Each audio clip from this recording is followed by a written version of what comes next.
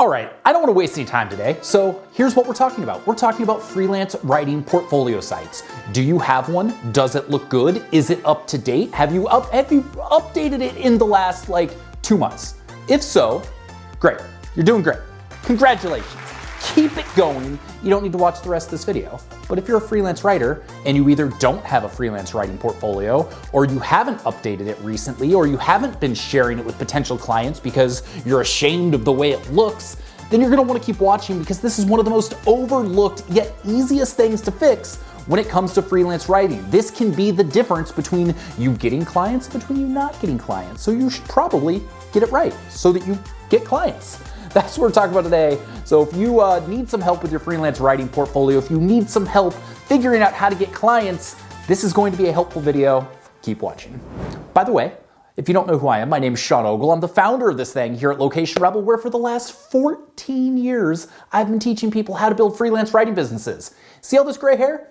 I've been doing this for a long time. And you know what? I wouldn't continue to be doing this after 14 years if I didn't know what I was talking about. We've had over 5,000 people go through our course, Location Rebel Academy. So if you're not sure if I'm the real deal or not, then keep watching. If you get value out of this, maybe consider hitting subscribe, and let's stop wasting time. Let's do the thing. Let's jump into it. Freelance writing portfolios. Let's go. All right, in this video, we talk about 5 specific reasons you need to make sure you are updating and maintaining your freelance writing portfolio. The first one, very obvious. It has the potential to attract new clients. Let's say you're doing all the right things. You've been watching my videos, you've been personalizing your outreach, you've been sending 10, 15 a day. Are you including a link back to your website? What is the first thing people are going to do if they receive a cold email from you?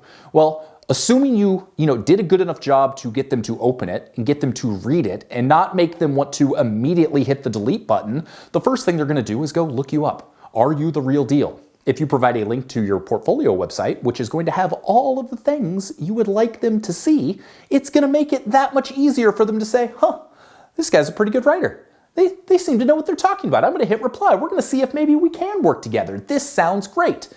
If you don't have a freelance writing portfolio, then they're gonna be like, random email from some random dude. I don't know if they know what they're talking about or not. They don't even have a website. How professional can they be? So that's just something to kind of consider. Having a freelance writing portfolio is going to make your job at getting clients that much easier because it allows you to show off all of the things you are good at. It allows you to show off your writing style, and it makes it easier for that person to say, yes, I am interested. I would like to know more and potentially work together. So there you go. That's reason number 1. All right, the second reason you should be maintaining your freelance writing portfolio is because it's an opportunity to show off your expertise. In one of my last videos about the future of freelance writing, I talked about with the invention of AI and the way things are moving within the writing universe, it's going to be even more important to niche down as we're moving forward. And so for someone who's looking for a writer within a specific industry, within a specific niche, if they find your website and you are proving that you know what you're talking about as it relates to that niche, it's going to make it that much more of a no-brainer for them to reach out and want to work with you. Personally, I found one of the best ways you can prove your expertise is to also blog about your niche on your website. So even if you aren't building a dedicated niche site or a dedicated brand, by having a blog where you write about your chosen topic and your chosen expertise, it makes it that much easier to prove you know what you're talking about. So for me, I've got a golf website, Breaking 80. I've written about golf courses all over the world. I've written about golf products. I've written about golf instruction. And so for someone that's looking for a golf copywriter or someone to do golf freelance content, they might find my site and be like, well, he's got hundreds of articles where he's clearly demonstrated he knows the golf industry and he knows how to write about the golf industry. So that makes it a lot easier for them to say, yeah, we want to hire you as opposed to some random generalist.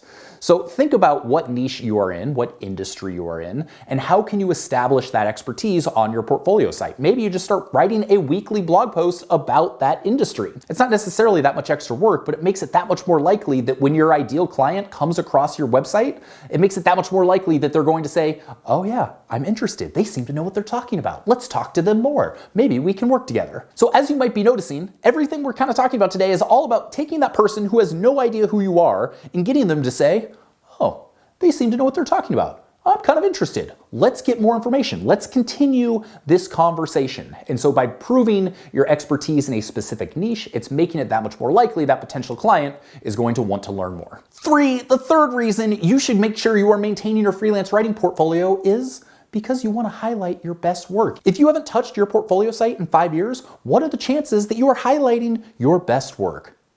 0.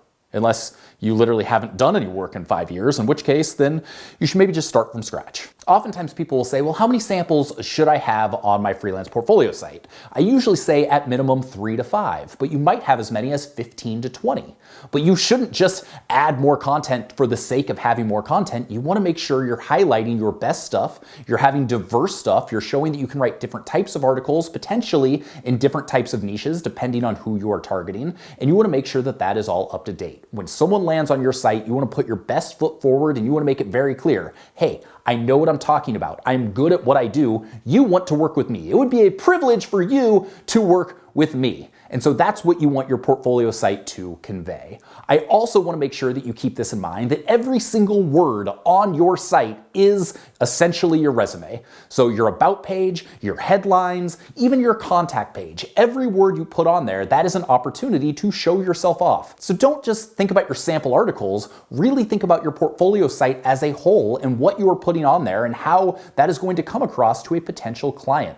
I like to use the term casual professionalism. So you want it to be casual, you want it to show off your personality, you want it to differentiate yourself from other people out there, but you don't want it to be so relaxed that you're, forgetting about proper grammar and things like that. So that's just one extra tip to keep in mind as you're working on your site. Fourth reason you want to make sure you're maintaining your freelance site is it's going to keep you top of mind with potential clients. Every time you are updating your site, every time you are adding a new piece of content, that gives you an opportunity to reach out and share it with people that you have been in communication with in the past. So maybe it's previous clients you've worked with, maybe it's current clients that you want to try and get more work from, maybe it's people that you had talked about potentially working together but it wasn't the right time. So every time you're updating that, it's like, hey, by the way, I just want to let you know that I just wrote 3 more articles posted them on my website that are relevant to your industry. I would love to write these types of articles for you. Take a look, let me know what you think. This also holds true for platforms like Contently or Clearvoice or Skyward. You want to make sure you're updating your profile on a regular basis so that people are seeing your best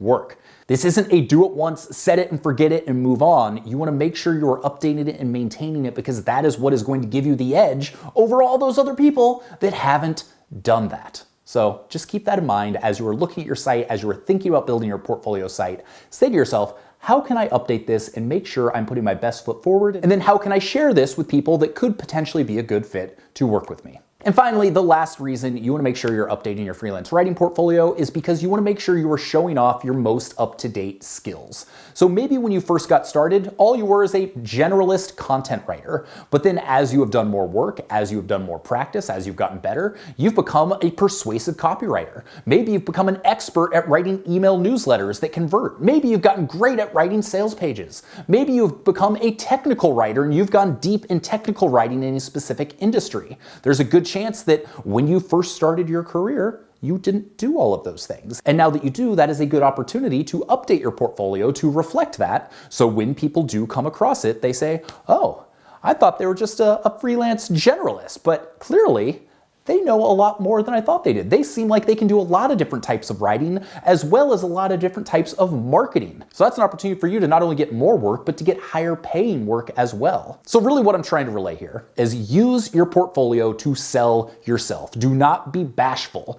Everything you put on there is an opportunity to sell yourself. So talk about your skills, talk about your background, tell anyone that comes across your site why they would be stupid not to hire you. And that's what makes a good freelance portfolio site. So often people get frustrated, they get bogged down with this, they don't want to work on it. And I'll be honest, you can still get jobs without a freelance website, without a portfolio. It's just going to be a lot harder. People want to know who you are, they want to do their due diligence, they want to see your background, and so they're going to look you up. And if they find a site that's out of date or has a bunch of stuff that's wrong on it or someone that is clearly not trying to truly sell themselves and their work, they're going to be like, dime a dozen, I don't think I need to work with them. We're going to go find someone who's a little more specialized or a little bit more of an expert in what we're looking for. But if you really hone in on what you're an expert at and help that shine through on your portfolio, you are going to start getting a ton of freelance writing work. That is like one of the easiest things you can do. So to be clear, sometimes people get bogged down with the technical side of doing this. I recommend doing it with WordPress, but if WordPress seems like too much and too much design and all that stuff, you can get a service like Squarespace where in like an afternoon, you can essentially have the basics set up. And to be clear, yes, you can set up your freelance website, whether it's on WordPress or Squarespace, you can do it in a matter of an hour. But you want to make sure that you are taking your time and you are really investing in this website to make sure you are putting your best foot forward for potential clients. So don't think of this as an afterthought. Think of this as one of the critical pieces to your business success. So for all of those reasons, you should make sure you have a portfolio, that you maintain your portfolio, and that it is up to date. So not only is this going to help you get more clients, but you're going to learn more skills as you go through it, and you're going to get better at selling yourself and honing your craft in the process. So now that you're done watching this, go look at your portfolio. If you don't have one, start creating one. That's step one. If you have not looked at it recently, go do a little audit. Ask a friend to look at it critically and to give you honest feedback about what they like, what they don't, what could be improved, and I think you're gonna get a lot of value from that. So with that, my name's Sean Ogle. I'm the founder of this thing here at Location Rebel, where we teach you how to make money on the internet with your words. If you want help building a freelance writing business, go to locationrebel.com/FWG. Stands for Freelance Writing Guide. You're gonna get our free guide and you're gonna get our 6-day course all about how to build a sustainable freelance writing business on the internet. If you also got value out of this, subscribe, thumbs up, do all the stuff, drop a comment if you have any questions about any of this. And I've also got a link below to a blog post that's gonna walk you through how to set up your freelance portfolio site if you are not sure how to go about it. Have an excellent day. We will see you on the next video. And that's it. Bye-bye. Have a great day. Peace.